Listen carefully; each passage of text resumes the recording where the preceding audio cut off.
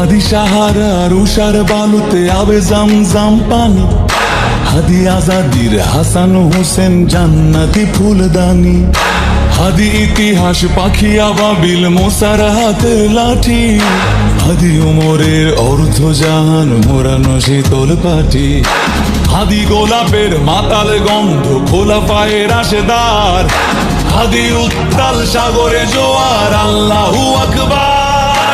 আবু বকরের সিদ্দিক থেকে আলোর ঝর্ণা এনে হাদি জেগেছিল তরুণ আলীর সাহসের সুধা টেনে।